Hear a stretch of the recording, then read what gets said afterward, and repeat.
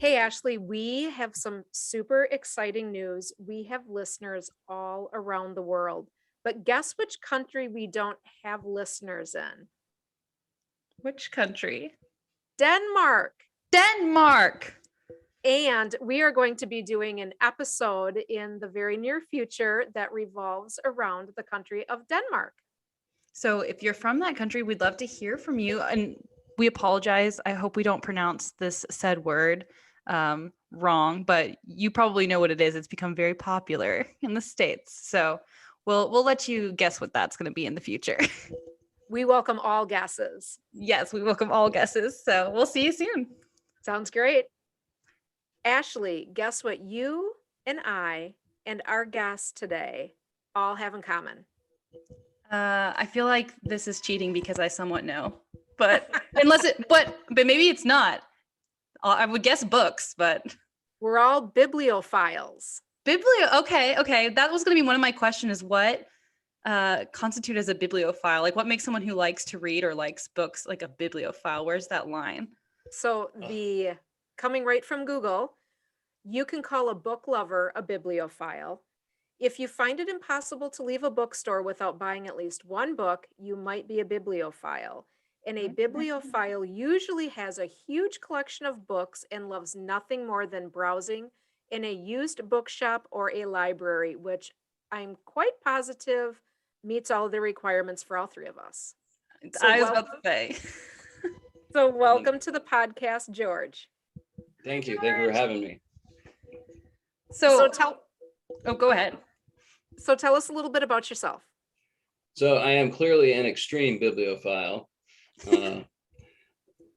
I think that you can add to that if you have a huge to be read list and you're still buying books, you're a bibliophile. Yeah. So, but yeah. All right. So a little bit about myself. As far as the books, I've been reading since I was 3. I had an accident and I was in a body cast and I was in the hospital for 6 weeks right after I turned 3. And I was a rambunctious little 3-year-old stuck in a body cast. I couldn't get up. I was going nuts. I was driving the nurse nuts. So they said, hey, let's teach him how to read. And so, of course, they taught me how to read. Curious George was the first books that I read, which are pretty basic, and so I've been a book nut ever since. I love books. Obviously, I can't say that I've always sold books for a living. And how did I become a bookseller? Because that's what I am. I've made a very nice living off of selling books. I was trying to get custody of my kids who were 8, 10, and 12. And I was a mechanic. I was a high class mechanic. Made really super good money, but I worked a lot of hours and my lawyer said, there's no way you're going to get custody with the hours you work. And so I took a month off to get a job closer to home because I was driving an hour each way commute. And while I had that month off, a very good friend of mine was selling books on eBay. And I just happened to be hanging out with him one day. And some of these books are like $200, $400, $500 a piece. I'm like, oh, that is crazy. Where are you getting these books? And he was telling me, I go to thrift stores and I go to yard sales and I go to used bookstores and I just pick them up and then throw them on eBay. Of course, this was in 2004, back when Amazon stock was super cheap. And I looked at it today. I think it was there was a $135 jump from the previous day's close. It's over, what was it, like 2,100 something today? Yeah, it was right at $3,000. They announced the 20-for-1 split, and they're also doing a $10 billion buyback. So all of our listeners know that I know George through the stock trading group. Yeah. So yeah. I love this sidebar. Yeah. So as a sidebar, I'm also a stock trader.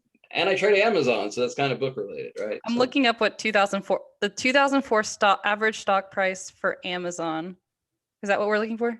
Yeah, God, I wish I would have invested back then. Yeah, it's $43.50. Yeah, it's horrible. It's ridiculous. And they've had splits, right? So it was actually even more crazy than that. So anyway, so I was like, wow, I would love to do that, because I was a book collector and I had a lot of duplicates, triplicates of stuff. And so I had to ask myself, well, how can I get a regular supply of books? And then I walked into a used bookstore in Tennessee. I live in North Carolina. And I seen a copy of Joseph Heller's Catch-22. And I was absolutely positive that it was a book club edition, because they're super rare, especially with a dust jacket. But I just wanted it for my shelf. I thought it would look really cool. And I had sold some of my duplicates, but the most I had sold one for was like $100, which wasn't enough to take care of me and my kids. Anyway, got home. This book rode in my trunk for 2 weeks.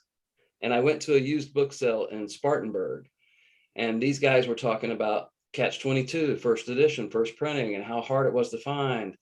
And the book club editions were even worth like $150. So I'm thinking, wow, I just bought this book for $5. If I sell it for $150, that would be great. So I went and got it out of the trunk. It was a first printing. And it was in excellent condition. And I sold it on eBay the next week for $711.95. Wow. And I was absolutely hooked. I was absolutely hooked. And that's how it started. And I was just selling online on eBay. Within 6 months, I had custody of all my kids. I had the time to raise my kids and be a good single dad and be there for them. And I had the money to do it. I took a pay cut selling books, but I made enough and it worked out. And then I got really good at it and it got really prosperous. And then I opened a brick and mortar in 2005, a year later, which was again another fluke, because I had all these books in my house just stacked everywhere. Yeah. And my fiance and her son were going to move in and I had to make room. I had to get rid of the books. And I had a friend that was opening a consignment shop. And she wanted somebody to be partners with her. So I got a little small corner of her consignment shop to put my books. I had one shelf, y'all, literally one shelf, and all the rest was in boxes that people just dug through. Mm-hmm. And I wasn't trying to sell books. I was just trying to get them out of my house. And it blew up. It blew up. Everybody was like, oh my God. And they started buying books. And so within 5 weeks, I got a bigger place. And that's how my store Got Books started. That's what it's called, Got Books. How that got started. And I just grew over the years. I grew and grew and grew. And I've turned it into a very prosperous business. And now now that I've made it successful after 17 years, I'm in the process of passing it on. Oh, that is so cool. So You really got on the wagon like a way ahead of everyone else. I mean, I see booksellers all the time, but like not to this extent, it sounds. Yeah, so we did really good. We did really good up until everything kind of changed. So we had to kind of flow, right? Change with the environment. And like in 2016, we had a huge year. I mean, we literally did almost 400,000 on Amazon that year. That's incredible. And that didn't even count our store, which, we did about that much in the store, but just online. But it changed that year because of the Supreme Court case where they were trying to challenge the ability of people to sell used books on Amazon. Mm-hmm. And they took it all the way to the Supreme Court and they lost. These textbook publishers, because they wanted to say, oh, you can't sell your book that you bought used because we're trying to sell new ones. That's not fair. If I buy a car, I can sell it. Why can't I sell a book? Mm-hmm. So they lost. But what the result of that is they went to ebooks. And then they started renting their hard copies on Amazon for super cheap. Yeah. And of course, which was great because I had kids in college and it saved me a ton of money. Books are so expensive for college, like brand new books. They're horrible. But it killed, it killed the textbook resale business. It really did. It killed it. So we had to adapt. So we added a coffee shop and we added a bunch of different things, crystals. Well, we had already been selling some crystals, Oh, I but love now we're crystals. like a full-fledged crystal shop. And then we ended up, my brother had 6 CBD dispensaries, Wow. and he's like, man, you ought to add CBD. And I'm like, sure. So I have 2 stores, but one of my stores is very unique. It's a bookstore, it's a crystal shop, it's a coffee shop, and it's a CBD dispensary.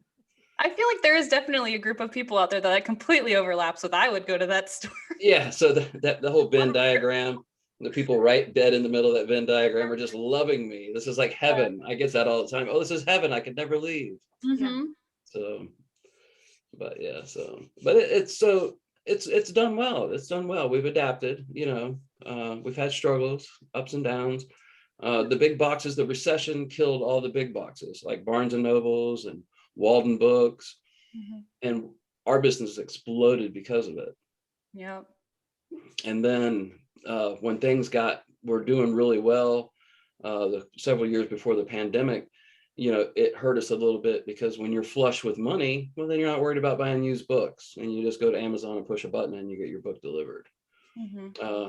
E-readers, Kindles, hurt us for a minute, and then everybody kind of got bored because people love to hold a book in their hand. Now there's some people that like the Kindle, right? And that's totally cool. I like both, actually. I like to hold, sometimes I just want to hold a book, and sometimes I do like my Kindle. So I go back and forth. I think there's like something super satisfying about seeing how thick a book is, and then your bookmark is slowly moving along. And then like at the end, you feel it's like a to-do list. I love checking things off. It's like the equivalent of a to-do list. You see how far you've come. You can't do that with a because you get to the end and you've only got like 3 pages, and you're just like, oh, you slow down. You really, your brain, your breath, your heartbeat, everything slows down because you want to make that book last. And with a Kindle, you don't know that you've only got like 3 pages left. Right. And plus the smell, it's tactile. I'm a big book fan, not because I own a bookstore, but I just love the smell of a book, holding a book. I just really enjoy it. But I want to take you back to the beginning. How did you know what to look for? Oh, wow. So I knew what I liked, right? And I had a pretty wide variety of genres that I would read. And then I knew who were going to be my audience. When I first started the bookstore part of it, when it was online, it did not matter. The way I found out what was good for online sales was I spent countless hours looking at closed sold listings on eBay, because you can put in parameters like, okay, books that sold at least for $15 and up to $10,000. And I just sat there and I don't have a photographic memory, but it's really close. And I just spent hours and hours and hours looking at books. And then after a year and a half, 2 years, we were able to cheat, because they made it so that you could search Amazon inventory on your phone. And then they came out with a scanner where you could scan the barcode, and that made it easier. And that was pretty cool. But then you go to these used book sales, and some of these book sales have like 200,000 books, and you have to be really quick because you're competing. Imagine the Black Friday sales, the old school Black Friday sales, where people would line up. There'd be 500 people and everybody's rushing in there fighting over the TV. Well, that's what a book sale is. It's super competitive. So I put the scanner away because it actually slowed me down. So I just learned, like when I opened the store, the brick and mortar part, I learned what was interesting to people, what was popular. And I just had a knack for it. And I don't even know how to explain it, because the people that work for me, I take them to book sales and they just don't understand how I'm able to do it. And I don't even understand how I'm able to do it. But I can really look at books and go through 1,000 books and just like that, and pick the 12 books out that are valuable. It's like, I don't know. It's like, I can feel it. It's like a magnet. What's a book sale? Is it like at I'm thinking thrift shop or something, but is this like a sale that happens at like a charity thrift store, like a library, Yeah. Oh, like a lot of YMCA sales, AAUW.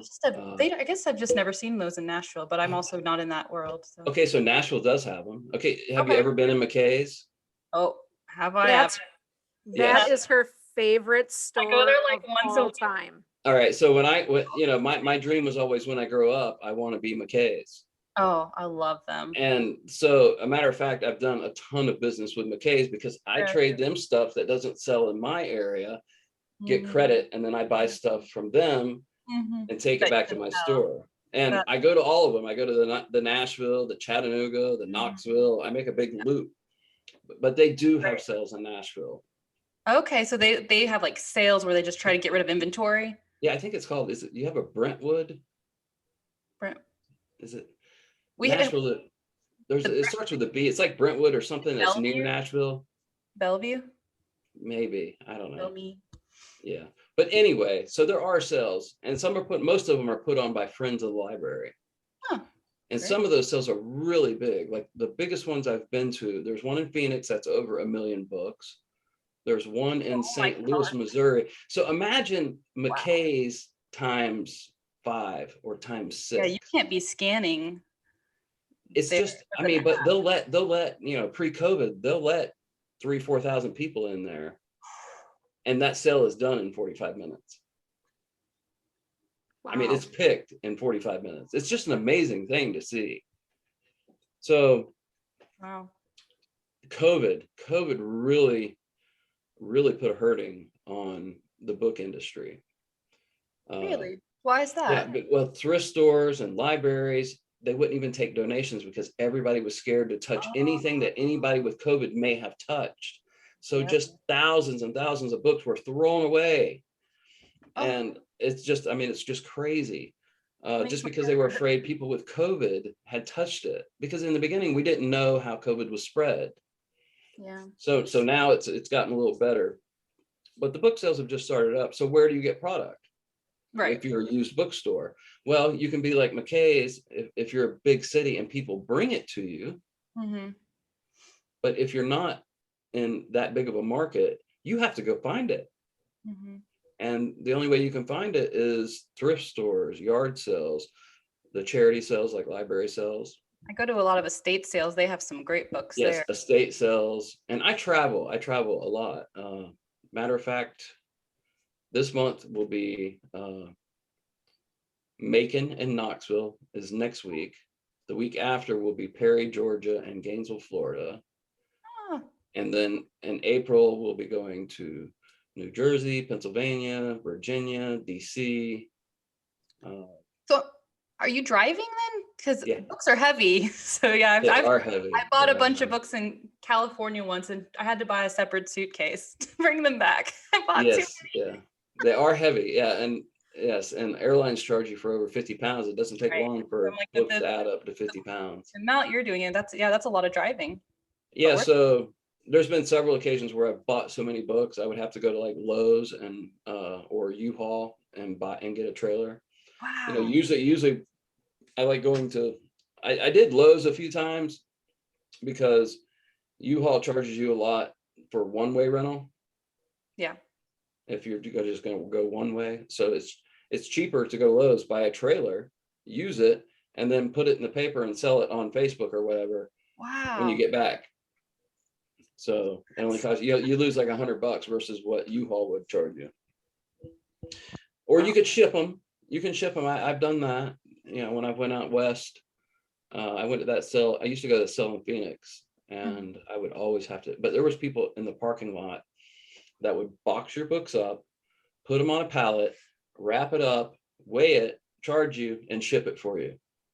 That's great. And put it on a semi, and sometimes it would beat you home, which is great. That is crazy. I had no idea. So do you always look for first editions? Is that like one of the top things that you look for? What are some of your, besides your magnet, what are some other criteria that you use? Or if somebody was going to an estate sale like Ashley, what should she look for? Okay, so old does not equal valuable. Okay. that's the first thing I always tell people, because we get people that come in all the time that they've gotten books, they want to get rid of their books, or their parents have passed on and they're trying to clear out their parents' house. And they're like, oh, I've got all these old books, and some of these books they paid like $40 for. And I'm like, yeah, old doesn't equal valuable. What equals valuable is scarce. Okay. So let's say that, okay, scarce, catch 22. We'll go back to that one. That just happens to be a first printing, but they only printed like 5,000 of them. Even Joseph Heller does not own a first edition first printing. Wow. Because they were just so scarce, right? So scarcity. And another thing is mistakes. And it's just learning. It's just learning over time. Like I collect Steinbeck. I have first editions of everything Steinbeck except for Grapes of Wrath. And that is because Grapes of Wrath is like probably right now it's probably about $27,000 book. And I would love to own it, but to be honest, if I ever got it, I would probably sell it. Just because I love Steinbeck and I'm just not that rich. I would definitely sell a $27,000 book. Yeah. But I have first of everything else. Matter of fact, I have a red pony that's signed by Wyeth. That's really a beautiful book. Wow. But I had to stop collecting as a bookseller, because if you don't, you won't sell the books. You'll want to keep all the good stuff. So how do you know what's valuable? You don't. You don't. If you walk into a room and you've got 10,000 books, how do you know? Unless you know. And it just takes time. It's just experience. The easiest thing is scarcity. But how do you know it's scarce? And you don't. And if you take the scanner away from people, it makes it very, very hard. Because sometimes you'll go to these sales like Maryville, Tennessee, right outside of Knoxville. Yes, I've been there. Yes, they have a cell at their library, and it's in the basement.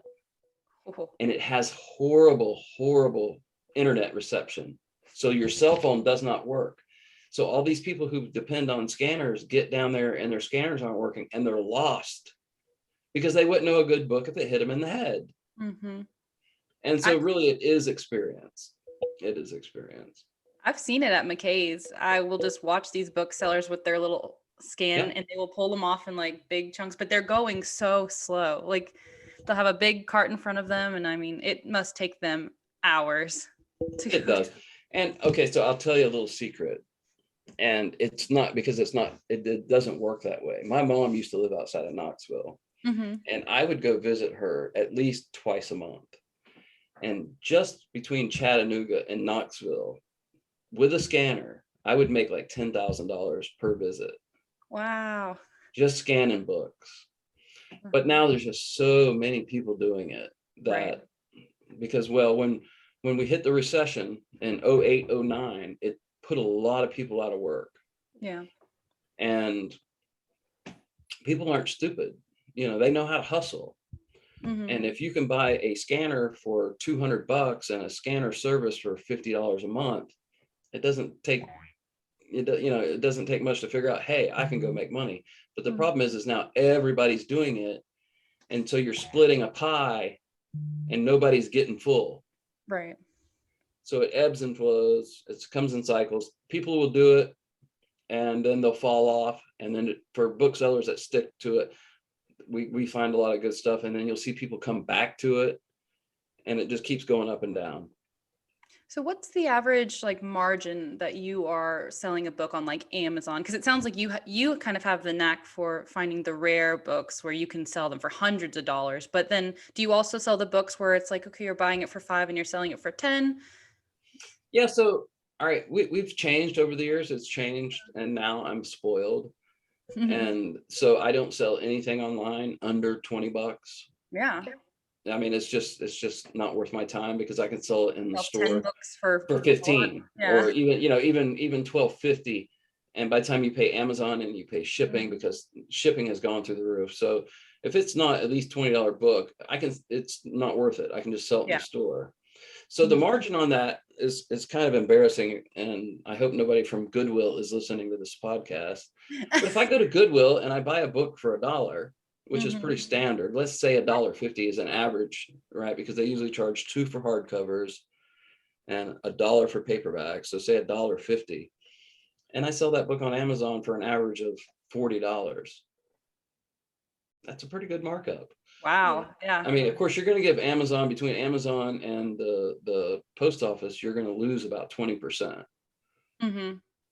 Right. Because that's what they charge. Wow. You know, so you lose about 20%. So it's still not bad. I mean, so a $40, if your average is 40, you know, and then that's still $30.50 gain on a $1.50 purchase. Yeah. So not too shabby. Yeah, I've seen a lot of these booksellers and stuff, and I've seen them scan books where I peeked into their little stash and their cart. There were a few of those books where I saw the price that it was being paid for, and then I looked on Amazon. I'm like, they're never going to sell it for. They're going to get like $1 or $2 profit margin. It seems. Yeah. So you've got people that go for quality, and then you got people that go for quantity. Right. Yeah. So those people are going for quantity. Right. So if you sell 100 books a day and you're clearing $2 a book, you're making $200. It's just that simple. Yeah. You know, and it's quantity. Yeah. And if you're able to do the volume, and that's all you're doing, and you're making $1,000 a week, well, $1,000 a week is $50,000 a year. And you know, that's pretty decent money. Right.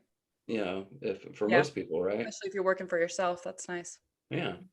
So, but it's a hustle. It's a lot of hard work, you know, and a lot of people don't understand how much hard work it is. You know, it's like you go on Amazon right now, you know, you look up any mass market paperback. Well, I don't have one, but so like you just look at this book, right? I don't even know if you can see that book. So it's just a regular paper book, right? A paperback. And somebody's selling that on Amazon, and your cost out the door is $6.99 shipped. And you're thinking, how do they do that? Okay, so have you seen all these little boxes like at Walmart and the Dollar General and at these gas stations, donate your clothes and your books here? Okay, so they're getting hundreds and hundreds of thousands of books every year for free. They're not paying a penny for them. Right. So if they can sell them on Amazon and make $1.50, that's huge. You know, that's true. Yeah. So a lot of whenever you're seeing books like that super cheap, that's what that is they were given to them. It was free. It was a charity. I've always wondered about that. I see these like little libraries in my neighborhood, and I'm like, what is to stop someone from just clearing these out and just taking them to McKay's? Probably just good morals, but yeah, right. I'm sure. I was like, someone could really just clear these out, and it's like so many good titles in the one down my street for me. Yeah, we actually stock quite a few of those in our area. That's awesome. I love that. Yeah. Okay, so we never throw a book away. I'm happy to hear that. That makes me happy. No, we never throw a book away. Say you bring your books to us, just like McKay's. Right. The free bin out front. It's pretty rare for McKay's to throw a book away because they have free bins out front. Yeah. So our store is not set up like that to be able to do that. So we donate them to charities like in our area, and it's always the small guys, not Goodwill, not Salvation Army. It's always like hospice. We do a lot to hospice. Yeah. And so we don't throw anything away, and we get a lot of people that bring us books and just take them. And it's kind of a hassle sometimes because books are heavy. Yeah. And you have to load them up and you have to go donate them. So, but sometimes we find some good stuff in there, you know, so I'm not like whining by no means. What about, I had a book and it got damaged from water, rain, being outside. It was in a shed, but the shed had I didn't realize it had a hole in the roof, and all my books got damaged, or quite a few of them got damaged. It was a signed copy from the author of Anne of Green Gables. How often do you find signed books, and are those worth a little bit more? Okay, so a signed book is going to be worth more. A book signed by a dead author is definitely going to be worth more. And a book signed by somebody who rarely signs one is really going to be worth more. Some examples would be Vonnegut, Stephen King. These now you get some books that are signed that aren't going to be as valuable, like Nicholas Sparks. Nicholas Sparks be signing books like crazy. I mean, it's just like, I think that's all he does all day is just sign books, because I'm all the time finding Nicholas Sparks signed books. And it's like, that really doesn't increase the value because he signed so many. So yes, it can. But the fact that the book is damaged and moldy, it doesn't help it at all. No, Because condition is get rid of 'em. everything. Yeah. Yeah, I had to get rid of them. They were so moldy, and yeah, it was terrible. I Well, was heartbroken. mold is bad, because if you introduce a book with mold to books that are not moldy, now you have all of your books will get moldy. So that brings me to my next question. So I went to an estate sale, this was years ago, and I bought a bunch of old books. I bought them because they were just cool. They were like from the 30s, and they were like Edgar Allan Poe books. But they were in terrible condition, but I just thought they were cool. And they were in some old farmhouse, this huge library. Just you had to get on like the ladders that like would The swing rolling around. ladders, yeah. It was really cool. And so I bought those, and like, how do you said you have a collection. Do you have a process on how to keep books from like deteriorating? Because I have them right now, like storage, but I've tried to prevent them from getting worse. Is there a way to prevent your books from like aging really? Yeah. So understand what a book is. A book is a dead tree. Mm-hmm. So a book that is a dead tree needs to have the right humidity level. Right. So just like a Mine cigar. are flaking. That's the issue. Yes, Yeah. exactly. So just like a cigar, the humidity has to be controlled. And that's the first thing. There is ways to do it. Like I actually have boxes with humidity packs. Mm-hmm. And it keeps it a lower humidity, but you want a certain amount of humidity. Right. And I believe they're the 24% packs. Okay.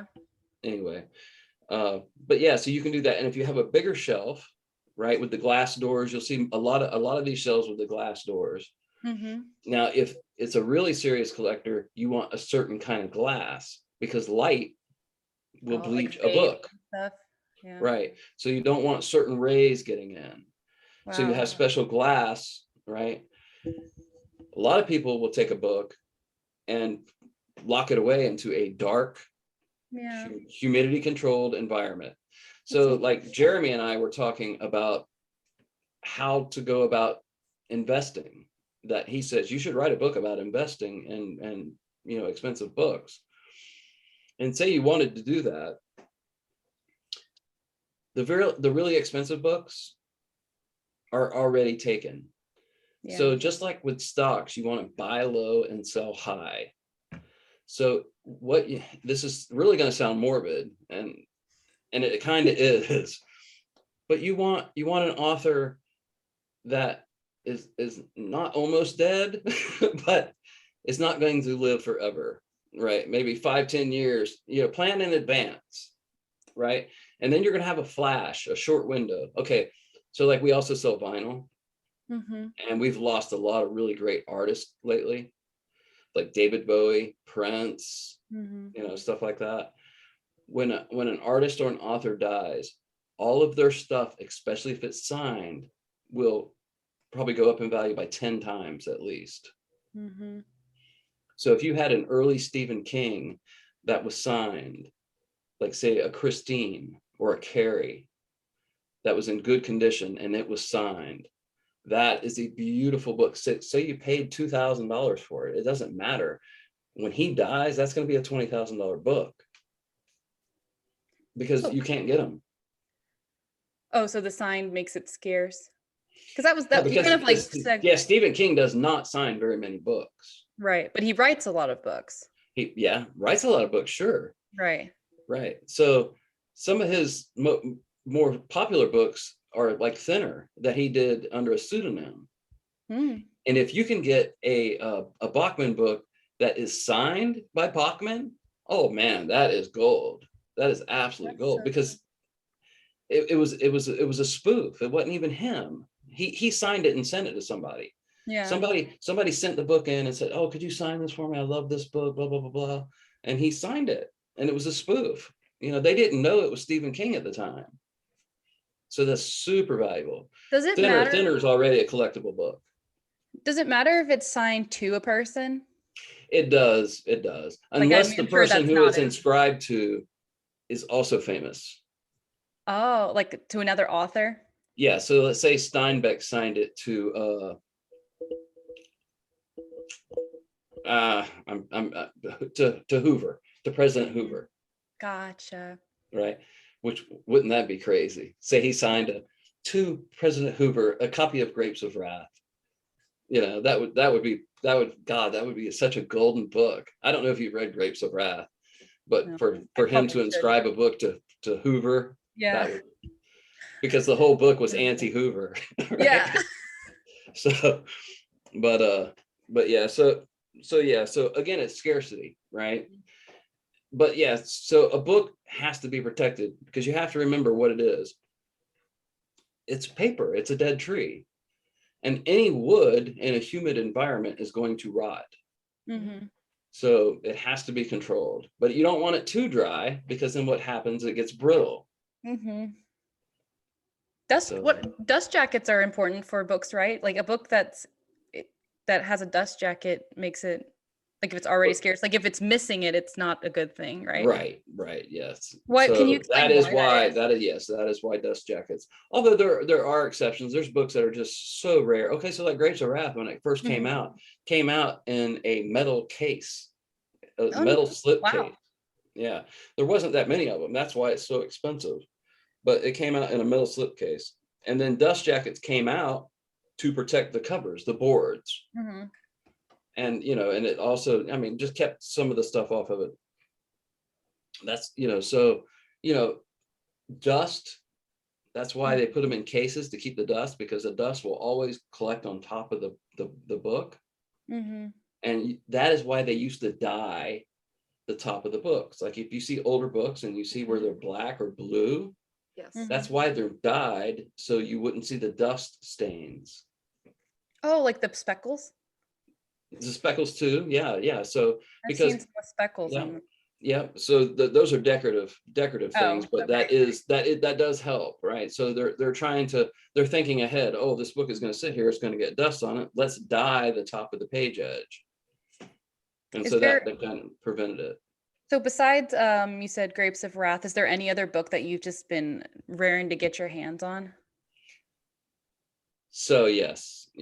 So I am, so I had one and I sold it because it was kind of in a period of time where I was hurting for money, and I needed the money, and I got $5,200 for the book. Wow.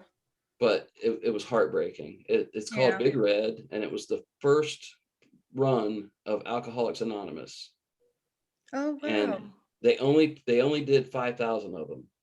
And it was signed by one of the founders of Alcoholics Anonymous. Wow.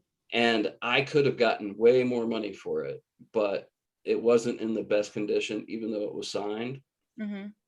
Because one in very good condition signed now is about 20 grand. Wow. Yeah. So what's the threshold of something being in just enough good condition where it's worth something versus like, what is that one thing that's like, okay, it's gone too far over the edge. It's not in good enough condition. Okay, so it will still have value, but it won't have as much value. So you take a first edition. Say you had a first edition of Grapes of Wrath. I'm going to keep going to that because it's a good example. It's a book that I love. Say the boards were missing. So now it is no longer a $30,000 book, but it's still an $8,000 book. That's approximate, right? It's the same thing. Okay, so comics, which are books, are the same, right? So very early Batman, very early Superman, those might be $70,000 comic books, but without the cover, it's still worth about 20 grand. Wow. Either Yeah, way. I mean, some of these comic books, they're selling a single page of that comic book for like $500-600.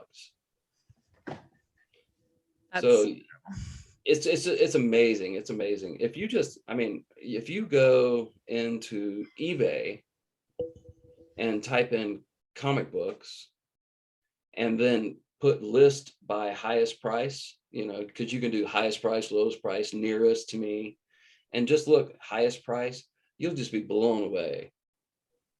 You'll just be blown away at how expensive some of these books are. And not just comic books, just books in general. You What are know, some of so the what are some of the highest selling books from your store? religion, Okay. and romance, Bibles and romance. Wow. That's Okay. It was really wild when 50 Shades of Grey came out. yeah. I mean, it was so popular.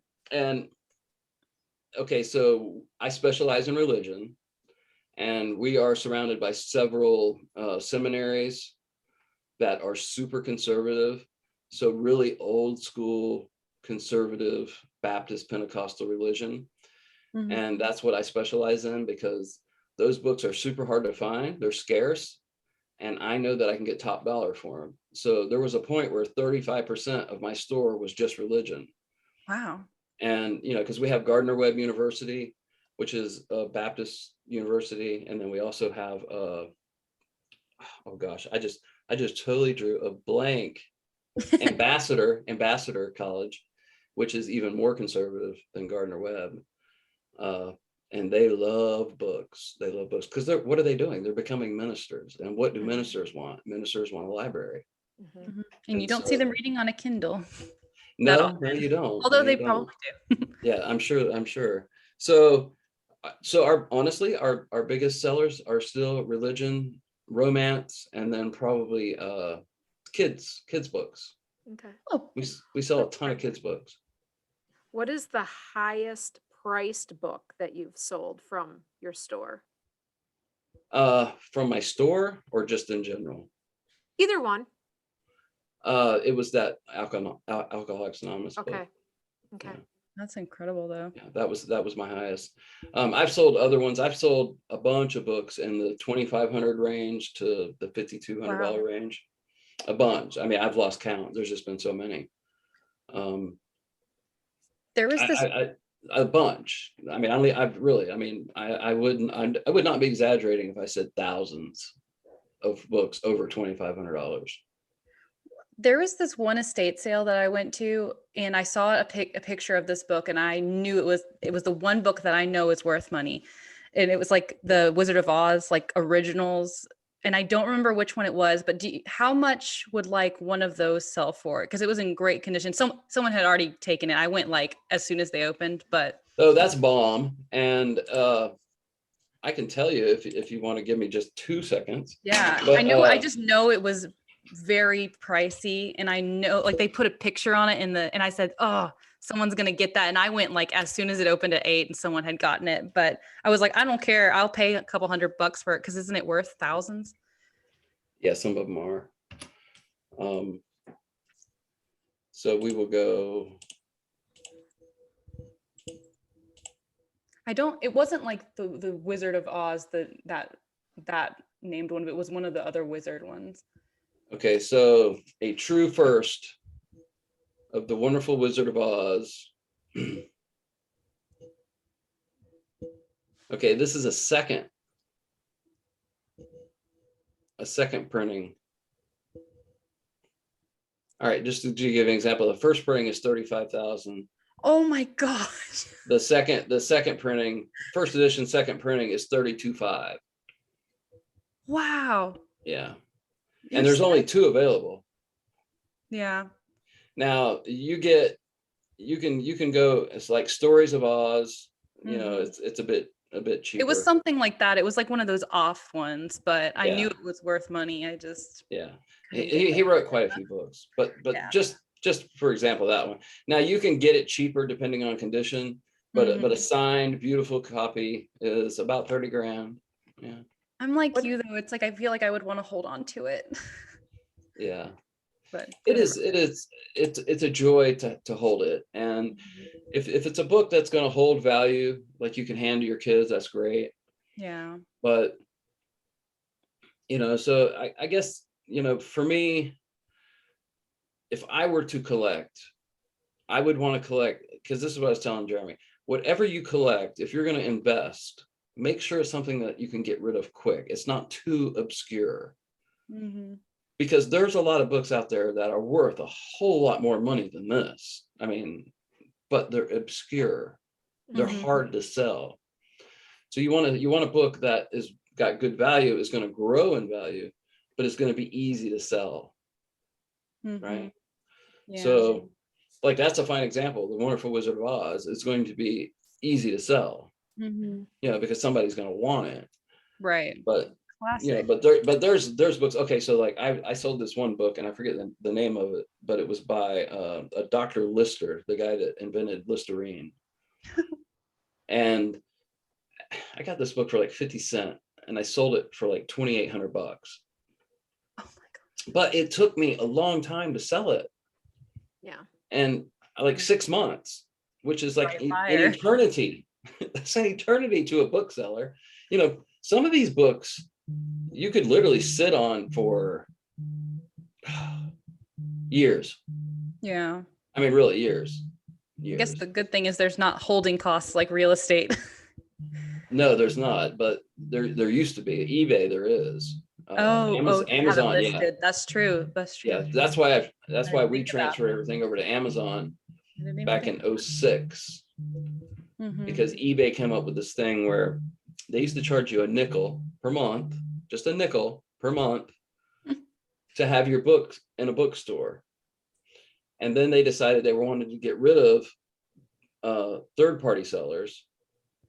And so they raised the prices and everybody just left and went to Amazon, because then you just pay a monthly fee and you just keep it on there forever. And it doesn't cost you anything.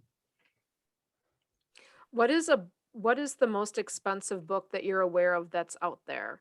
Maybe not on the market today, but at one time it was one of the most expensive books that you had heard of, or when people are going to these book sales, they're looking for the holy grail of books.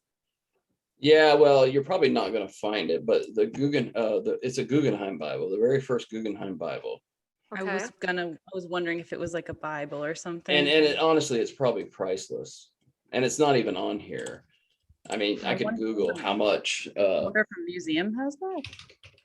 It's definitely a museum piece, or some super rich collector that it will never see the light of day. It's in the darkened, humidity controlled glass. It is. Yes. Oh yeah. The Gutenberg Bible. I don't even see one for sale anywhere, but it looks like one sold for 5.4 million. Okay. Wow. Okay. Yeah, and that's then, like so and much. then you got morbid collectors. Okay. Like what is that? OJ Simpson wrote a book that was called If I Did It. Oh, I heard about that book in the documentary. And that is a super, super expensive book.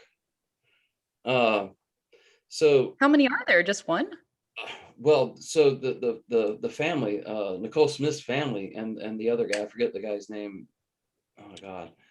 Anyway, their family sued to prevent it, right? Because he owed them a ton of money through the civil suits, and so they scarfed them all up.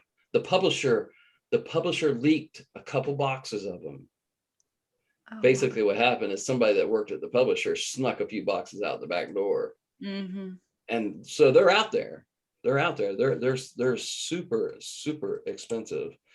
But really, morbid books bring just absolute. The Marquis de Sade, all his first are super expensive. So what does constitute a morbid book? Like, is it the content? Content. Okay, so a signed Mein Kampf by Hitler. Okay. Yeah. I see what you're saying. Like they're, yeah. Okay. Right, just like the gun that Hitler supposedly shot himself with, if he shot himself with, that gun is priceless, Mm, right? So the books are priceless I think I can. because there's just so few of them. Yeah. But yeah, so and the weirder it is, the more valuable it is. Okay, so like Dr. Seuss, I don't know if you heard about it, but recently, and to think I saw it on Mulberry Street. Do you have kids? No. Okay. Well, when you were a kid, Dr. Seuss, you read Dr. Seuss in school. Yes, absolutely. Okay. Right. And so that was one of them, to think I saw it on Mulberry Street. Well, they decided that it was politically incorrect. I'll just go with that. Some of them were racist, but whatever. There was about 8 Dr. Seuss books that were banned. You could not sell them on eBay. You could not sell them on Amazon. All the listings were removed. Interesting. So I had a boatload of them, and they were selling for like $400 or $500 a piece. Wow. So there's a couple of Abe Books, is Antique Book Exchange. Mm-hmm. I threw them on there. I had like 12 books, and I got $5,000 out of all of them. And I was just the day before, I was literally selling them in my store for like $4 a piece. Mm-hmm. Wow, that's really cool that they can just kind of like a stock. I mean, that's like parabolic movement up. Yeah. Yeah. I mean, Get it's rid of just that them. quick.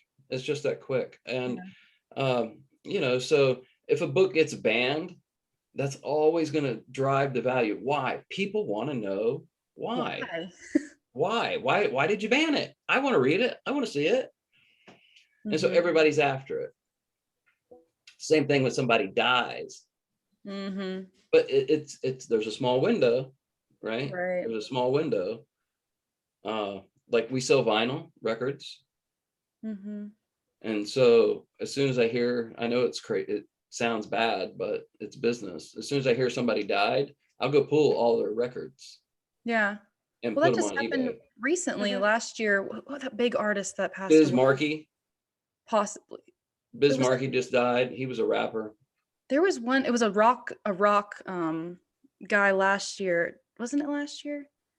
He passed. He was part of a major rock band. Anyways. Yeah, Eddie we've Van lost Halen? a Oh, bunch. yeah, was it Van Halen? Yeah, Eddie Van Oh, Halen. Eddie Van Halen. Yes, Van yes. Halen. Eddie Van Halen. I know yeah. that like I I watched like pulled- Spotify, his like streams went Yeah, out the I roof. pulled all of Van Halen's records. Yes, when Yeah. Eddie died. Yeah. Yeah. Crazy. Okay. So, but Well, it has been an absolute pleasure speaking with you, learning about books. How can people get to your online store? okay, so here's the thing: is we do not sell online. I did that for a minute, and it was insane. It was just too much. It A was lot too of much. work. And my store does not succeed without my employees. And I have the most fantastic employees that anybody could ever hope for or dream of. And when I tried this little online experiment, they just went insane. It was just so much work. It was so hard. And it was, it was just too much. And so we don't do it. I have a small amount of books that I sell on Amazon, and I sell my most collectible stuff on eBay. Okay.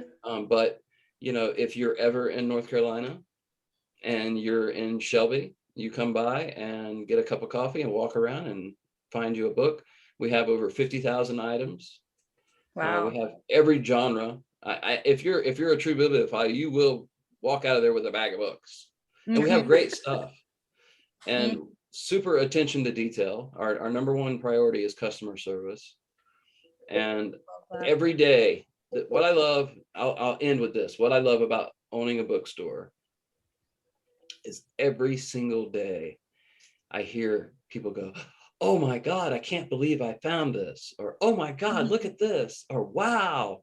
People are just so amazed at some of the stuff I have in there, because we have a great bookstore. And I'm not just bragging, it's a fact, because I've been doing this for a long time. And we do have a really great selection, because I'm a book lover and I'm a book shopper. So But yeah, so it's really fun, and it's kind of bittersweet that I'm passing it on. Like my Durham store is, my son is totally 100% running that, and then my main store, I'm in the process of passing that on.